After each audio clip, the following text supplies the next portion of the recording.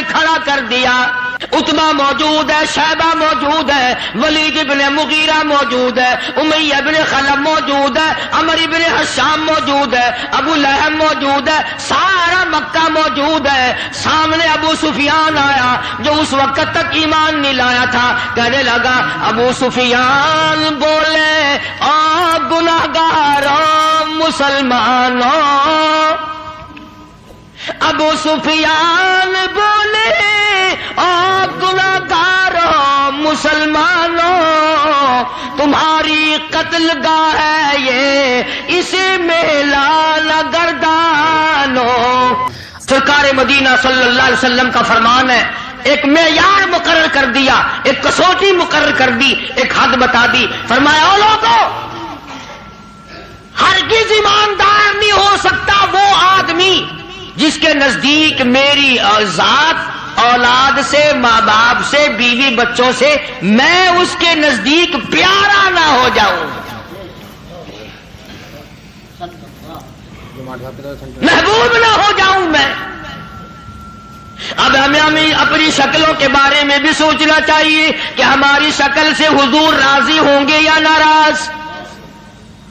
ہمیں سوچنا چاہیے ہمارے لباس کو دیکھ کر مدنی کریم صلی اللہ علیہ وسلم راضی ہوں گے یا ناراض. ہمارے عقائد کو دیکھ کر مدنی کریم صلی اللہ علیہ وسلم راضی ہوں گے یا ناراض.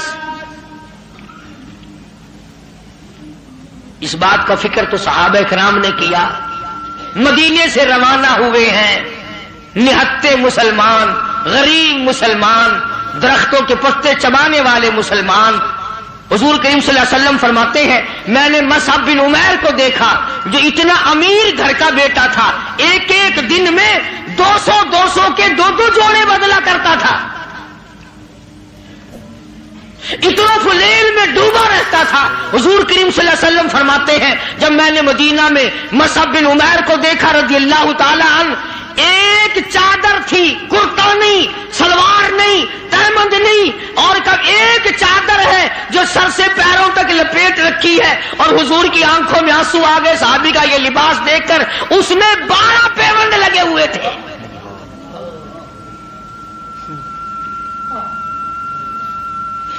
دھاگا نہیں ملتا کپڑا سینے کے لیے, کانٹے چبھو رکھے ہیں. یہ نہتے مسلمان, غریب مسلمان. مدنی کریم صلی اللہ علیہ وسلم نے مدینے پاک میں آواز لگائی, اَلَا تُؤْمِنُونَ بِاللَّهِ وَرَسُولِهِ وَتُجَاهِدُونَ فِي سَبِيلِ اللَّهِ.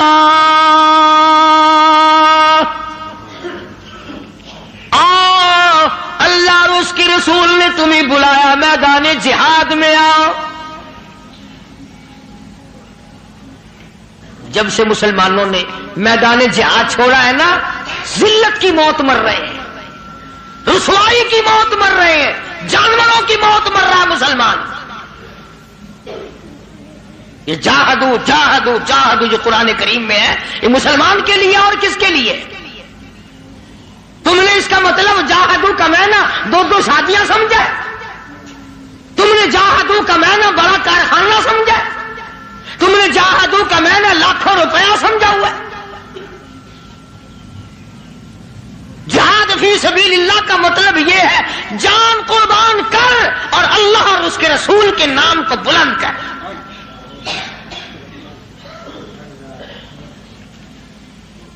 دو مسلمان نوجوان مکہ مکرمہ میں گرفتار ہیں, کافروں کے پاس ہیں.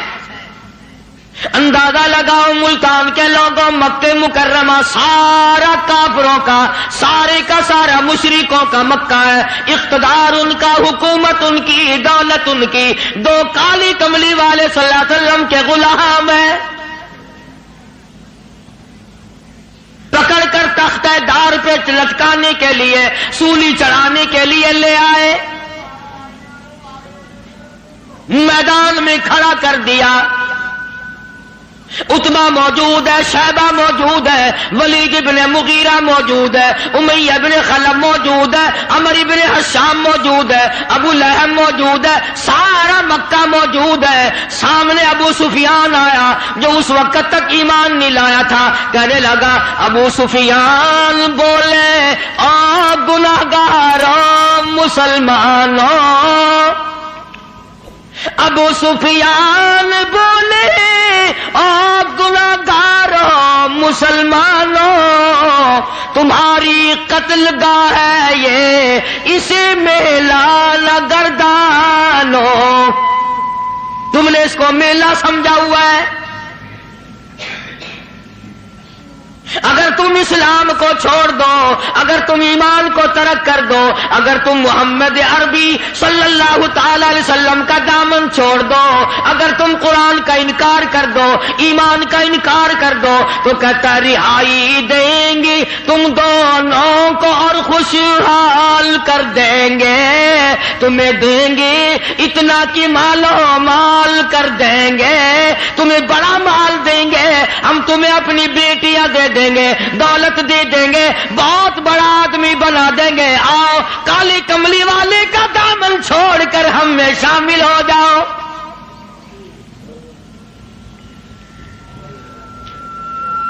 آج کا اگر وقت ہوتا تو ہم نے دیر لگانی تھی اور مسئلہ بھی خود ہی بنا لیتے، کہتے جی یہ مذہبی گل ہو رہا ہے، سیاسی گل ہو رہا ہے۔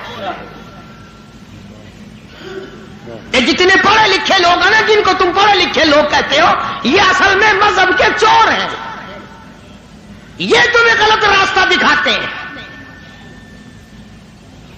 جی مذہب ہوش ہے تو سیاست ہوش ہے، یہ جھوٹ کتنا بول لو کوئی گل نہیں۔ دونوں نوجوانوں کو بار بار کہتا ابو سفیان آؤ، انکار تم کر دو تمہیں سب کچھ میں دوں گا، بار بار کہتا ابو سفیان بولے او گناہگاروں مسلمانوں، آؤ میدان میں، چھوڑ دو ان باتوں کو، تمہاری قتل گاہ ہے یہ، اسے میلہ نہ گردانو، تمہیں سولی پہ چڑھائیں گے، تمہارا ریزہ ریزہ کر دیں گے، تمہارا قیمہ بنا دیں گے، تم کتنے خوبصورت ہو، تم کتنے حسین ہو، تم کتنے قداور جوان ہو، اور نوجوانوں اپنی جوانی پہ ترس کھاؤ، اپنے آپ کو بچاؤ، مال دیں گے بڑا، بیٹیاں دیں گے تمہیں اپنی۔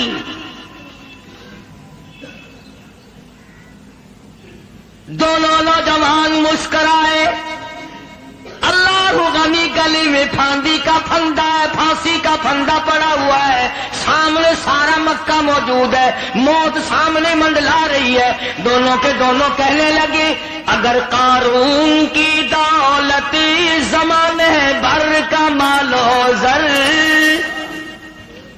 اگر قارون کی دولت زمانے بھر کا مال و زر ملے اسلام کے بدلے ہم تھوک دیں اس پر۔ سرکار مدینہ صلی اللہ علیہ وسلم کی عظمت کے مقابلے میں، محبت کے مقابلے میں، اطاعت کے مقابلے میں، اور حضور کے لائے ہوئے قرآن کے مقابلے میں، دین و ایمان کے مقابلے میں اگر تم دولت لاتے ہو، ہم دولت پہ تھوکتے ہیں، ہم تمہاری خوبصورت بیٹیوں کے منہ پہ تھوکتے ہیں، سرکار مدینہ کے جوتے مبارک کی توہین گوارا نہیں۔ سبحان اللہ، بے شک۔ وہ ساڈے ورگے سمجھدار نہیں سن، سمجھدار ہوندے نا ہاتھ مار لینا سی، کم کر جاندے اپنا۔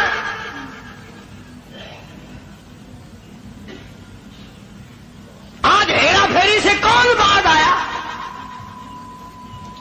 کس نے توبہ کی کہ یہ 12 ربیع الاول مدنی کریم صلی اللہ علیہ وسلم کی ولادت کا مہینہ ہے، وفات شریف کا مہینہ، چلو اس مہینے میں رشوت نہ لو۔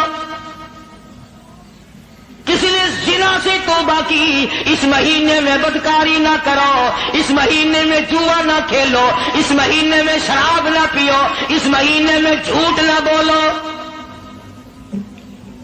کس نے توبہ کی؟ میرے خیال میں تو ایک آدمی بھی ایسا نہیں جس نے یہ سوچا ہو مالک کائنات تیرے محبوب کی آمد کا مہینہ ہے، میں اس خوشی میں فلاں گناہ سے توبہ کرتا ہوں۔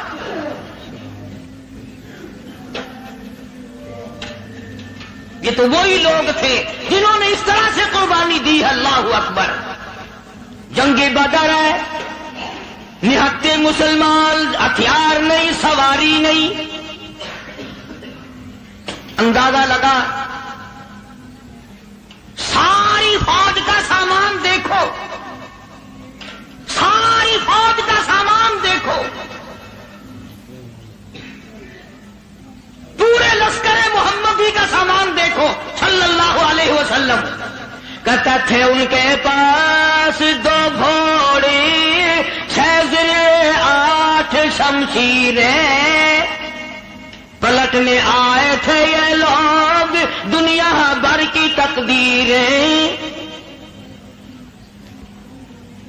چند 8 تلواریں، ساری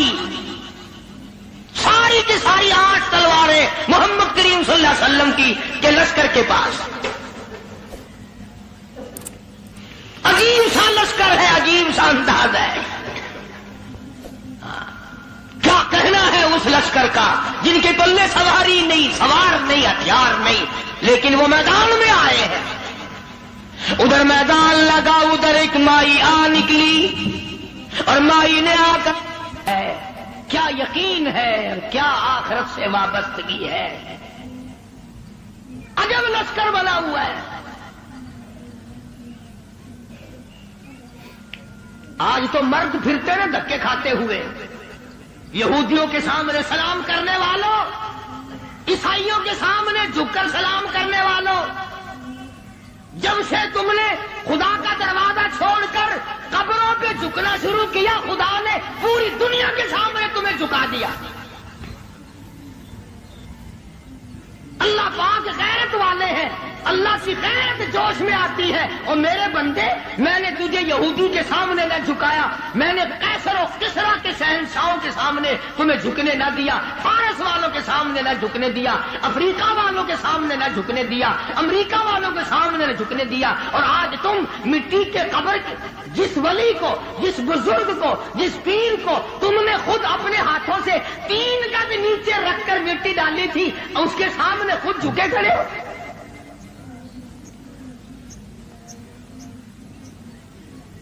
فرمایا پھر تجھے جھکنے کی عادت پڑ گئی، اب جھکتا ہی مرے گا۔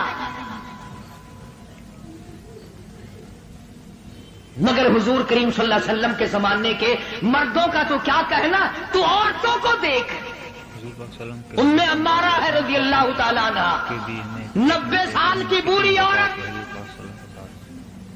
90 سال کی مائی، جب آباد آئی تؤمنون باللہ ورسولہ وتجاہدون فی سبیل اللہ،